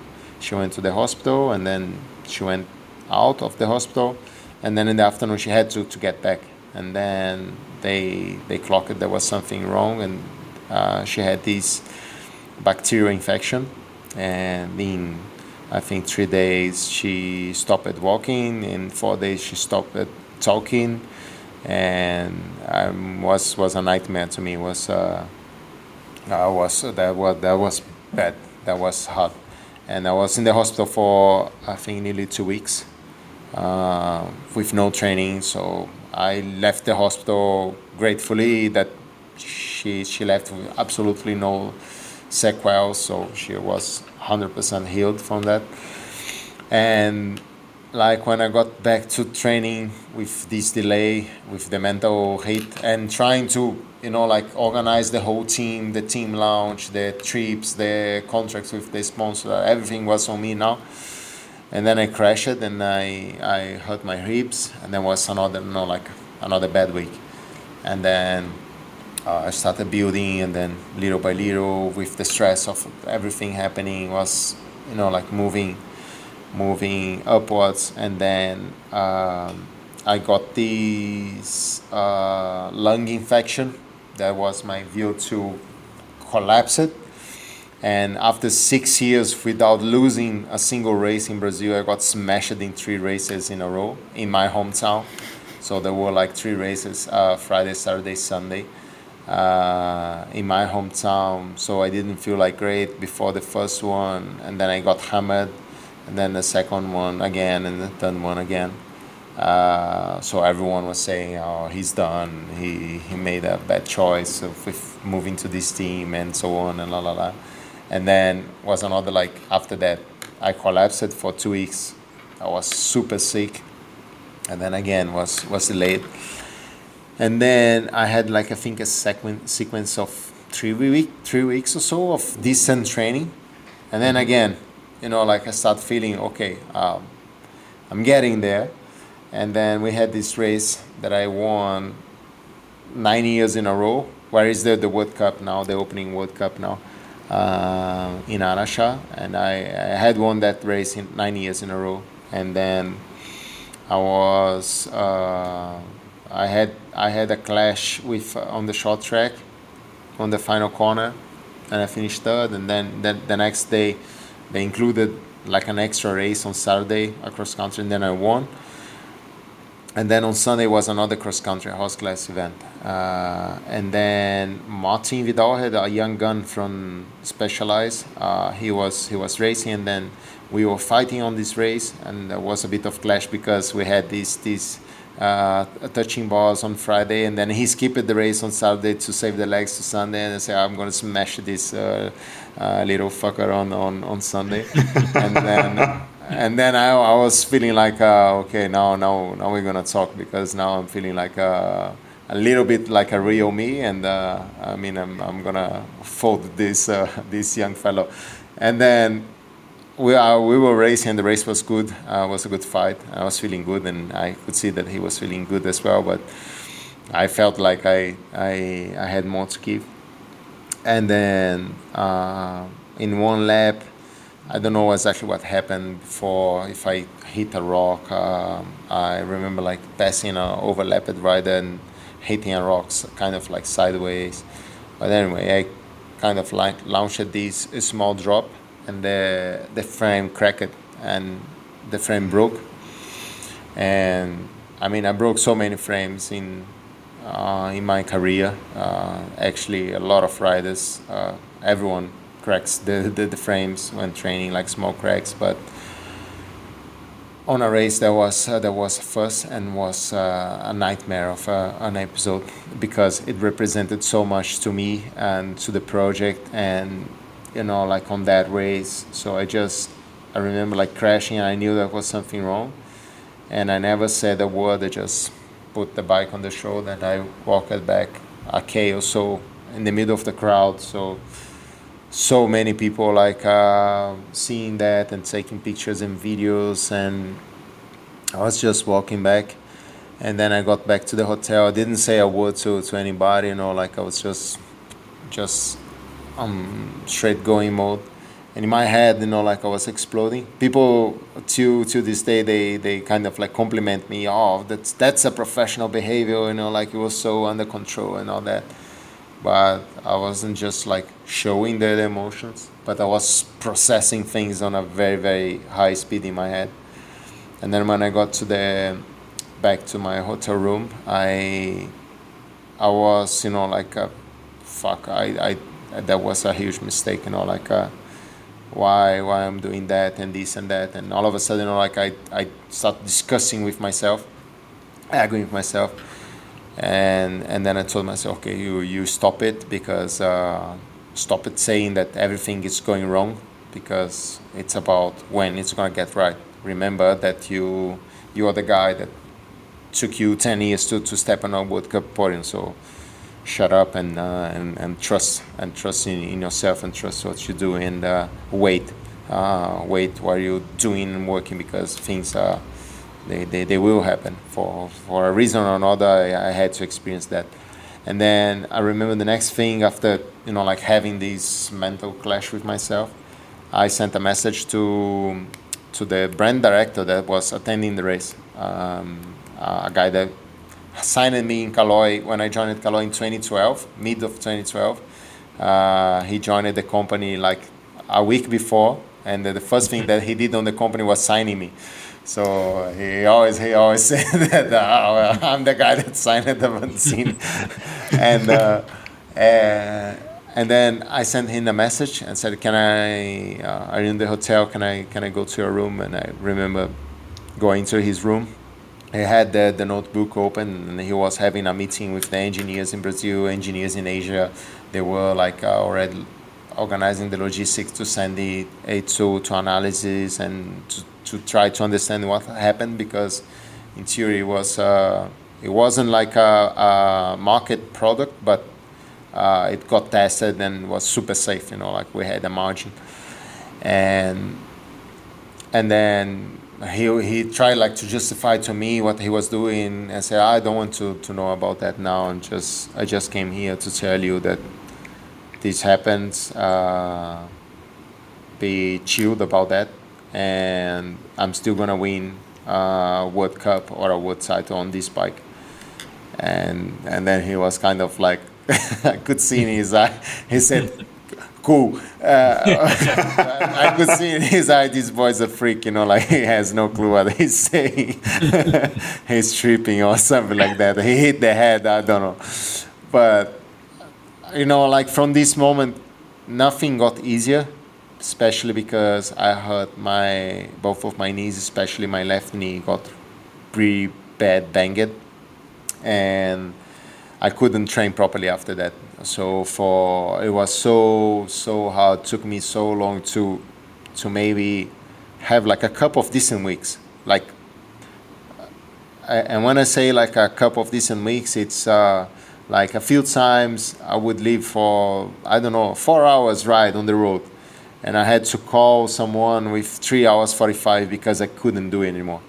And you know, because I was sitting on the side of the road and I couldn't finish, and you know, like another 5Ks, another 10Ks were too much, and I had constantly like to change the training program, you know, like and mentally that was hard, to the body was super hard, and the time was passing by. I felt more and more pressure, because now, more than having the athlete's pressure, you know, like I took the responsibility of increasing the budget for the team, and I got people to work into the team, and you know, like most of the time it's people that you work and you know, like closely, so you know the family, you know their kids, and you feel responsible for that. And it's different, very different. Like we own a big bike shop.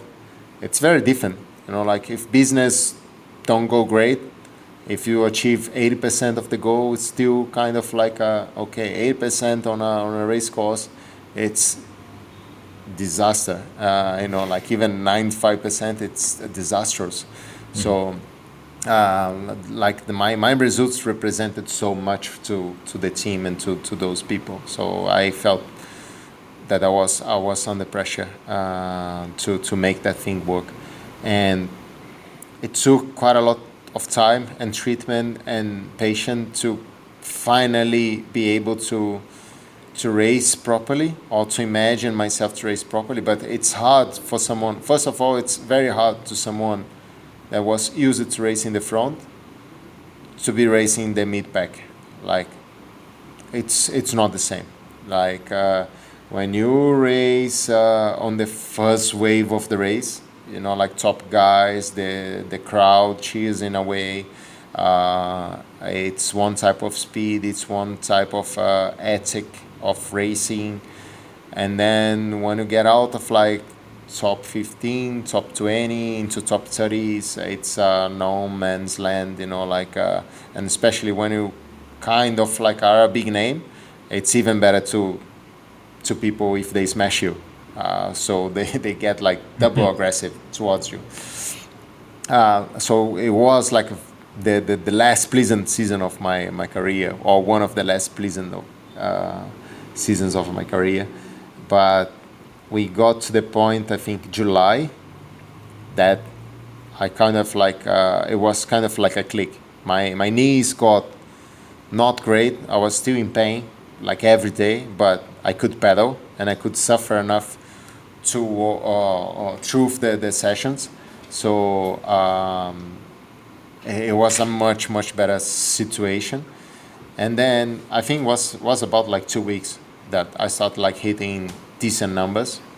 And then during this time, I relied a lot on Bjorn, but he also gave me a lot of freedom, because a lot of times that I wasn't very disciplined in terms of I was a little bit of a rebel on training, because I had to find confidence, I had to. So sometimes it was more important to me than delivering, what was asked was to test myself. Okay, I need to test myself. So I remember like few sessions, maybe, I don't know, I had to do 6 sets of 12 minutes. And then on the last set of 12 minutes, I felt like I was good. So I was trying to go for my PB 20 minutes. And it wasn't great for training. It wasn't great for training, but I needed that, and Bjorn never questioned myself about that, because I think he understood that the mental conflict was too much during the time. And then at some point I felt, okay, now I can race. Now I can imagine about like racing and delivering something. And all the struggles, they kind of like, they feed, they were feeding the feeling of looking back to my life. And every time I had barriers and barriers on my way, something big was about to happen. So every time I had to struggle against something important was about to happen. And then we were at national champs. And then I said, okay, now all the national riders, they think that they gonna smoke me, and I'm gonna win the both races with like a one less gear than I can use. So I wanted like to really boss the races, and we came into the nationals with a good load of training, and then I won both races. And before the nationals, I already like set the decision to myself. That was, okay, Worlds are coming, and I think maybe a month before the Worlds, we kind of like put the target also on the marathon course. So it wasn't something that was very planned or very well prepared. It was more like adapt because there is a good chance here. And I took the decision, okay, Worlds are coming, and if there is something big to happen this year, it's winning second world title. And then I asked myself, before sharing it with nobody, with anybody else. I asked myself, okay, what I'm gonna do if I do achieve that, if I do get the rainbow stripes. And then I reflected about that, and my decision was, okay, that's enough. What I did for the mountain bike, I proved my speech over and over in different ways, different situations. I left my message, I left my mark, I changed it, and I impacted the lives of people close to me. I represented well the sport. I impacted well the sport in my country. So I felt like I can do more, but I did enough. And it's better if someone else does different or does more in a different way. And then after winning nationals, the first first person that I shared that decision was my father. I called him in my room, and then I told him that I have this decision. So I'm finally feeling good, and I'm finally feeling that I can race as a real me, and I'm feeling that I'm gonna win a World Title in 2 weeks' time. And if I do, I want to let you know that will be it. That's the end of my journey.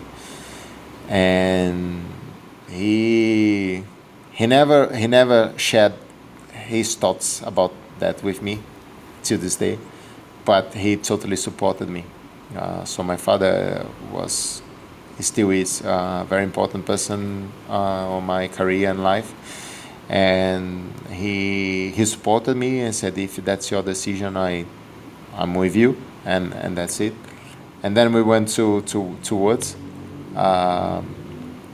and it was such a great race. Like for 4 hours, I rode so well, so much under control, so much trusting myself, trusting the legs, reading the other guys. I mean, the only thing that I had in me is that I can bunk, like I can get low fuel during the race, so I was really spot on fueling during the race. And I knew like I had the numbers, I had the skills. It was a super cold and wet day, especially to me. And I thought I just need to deliver. I wasn't like expecting special legs or something like that. I just expected to be allowed to race the race, and I raced it with like a guy it's aiming for freedom, like I was running away from something. So that was a very, very unique race to me, because I didn't race to win. I raced it to stop racing, and if I finished like second and I would lose for half a tire, I would still be racing. That's or at least until end of 2024. There's no doubt about that. There was no like margin for that decision. Was if I win, I stop. If I don't win, I keep racing and I keep my mouth shut. And then I won, and it was like I had my staff with me. It was like a smaller crew. Was just me, one of the riders of the team, Ulan, physio, and a mechanic, and another guy that supported us in Europe during the time. And I think they were kind of like shocked, because I won a world title after so many like struggles that they saw in a good part, what I was going through. And they were shocked because I wasn't like celebrating or something like that. It was more like the feeling, and probably they got this feeling, was more, I was probably more looking like a guy that finished a good work. Like I worked super hard, like on a construction or something, and then, okay, now it's time for next one. It's someone else's turn now. And to me, it yeah, I think that the biggest professional achievement, because to do that with your own team, it's people don't have no clue how hard it is. Like to do that with a Brazilian brand, like setting up a new project like that, it's huge. It's compared to like the other world title that I won or the other achievements that I did with Cannondale, the complexity of these achievements, it's a different league. And then on the human side, I was having a very, very far from ideal season to thinking about winning a world title. So on the human aspect, like to me, it's it's something that I have the bike on the wall and the shirt on the wall, and it's something that every time I pass by it, I wonder and I ask myself how. I still remember the season was far from ideal, and we kept it secret for a very long time that we were working together.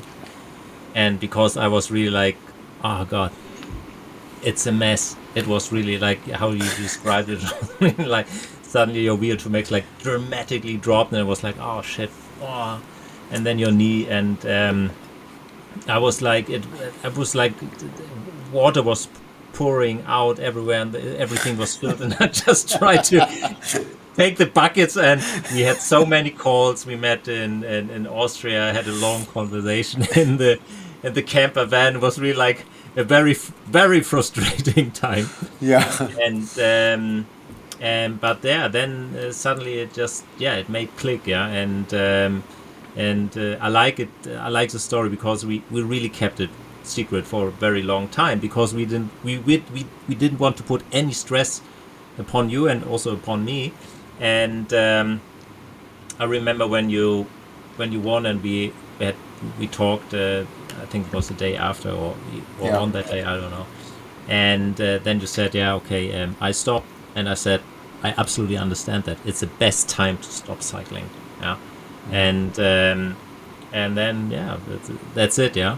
But it was, I really had to invent a lot of things. First of all, to adapt to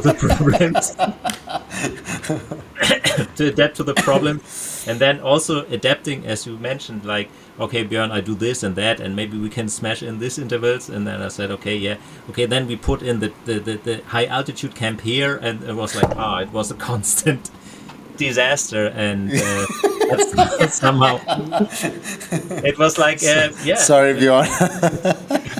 It was managing training on a very high level. Yeah, it was.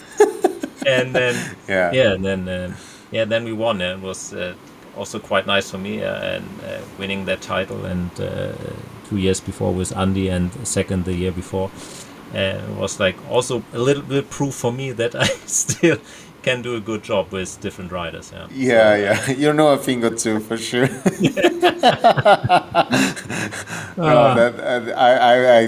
I truly believe that was challenging, because when a rider, I think especially older riders like myself, during the time you start like to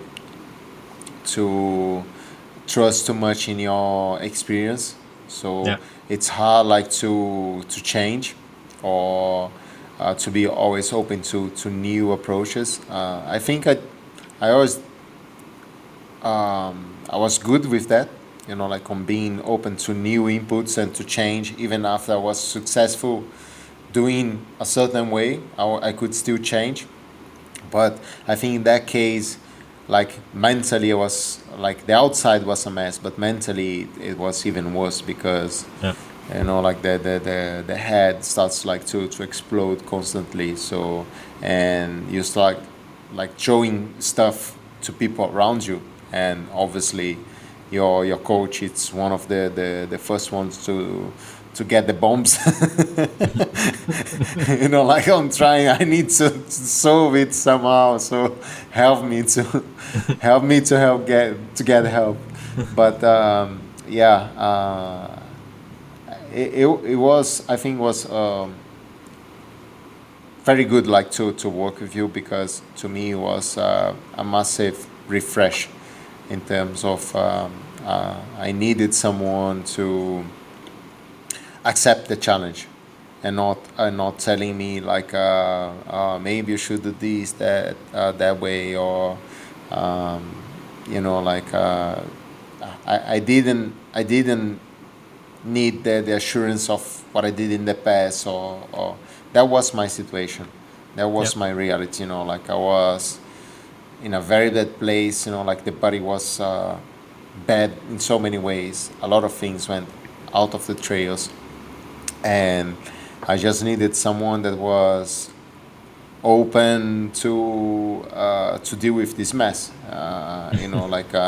And I think to me the good lesson about working with you was like you have so much knowledge, and you're so good on giving the scientific background to everything you're doing, and a lot of time I was throwing that in the bin, and and it's a very, very, in a way, it's a very disrespectful way of working, because I was for sure working hard, but I was doing wrong stuff a lot of times, and I had to change a lot of times because it was a necessity of my body, or was a mental need, and I understand. I think I have a good understanding that it must be pretty hard to get along with that, like to accept and okay, I adapt. I rewrite the schedule that was perfect, the schedule that was, like I put effort and I put science into it and I put my knowledge into it, and now that you screwed everything, okay, I rewrite everything. So I appreciate that, Björn. No, but that actually, I take a lot of things out of that. Yeah, I'm working with different athletes, not only in cycling but also in different sports. And I'm always thinking about Alan Moore, the writer, who's also doing a lot of comics like Watchmen, for example, or also The Batman, The Killing Joke. And he once said that once you're inventing something in a story that you're always using, some kind of trick in storytelling or stuff like that, and then at the second book you're writing, you doing it again, but then you realize, okay, this is what I'm always doing, and this is everything that I'm doing as a coach. I'm constantly, all the struggles you have. I'm also having all these struggles. Maybe this is why we worked so well together.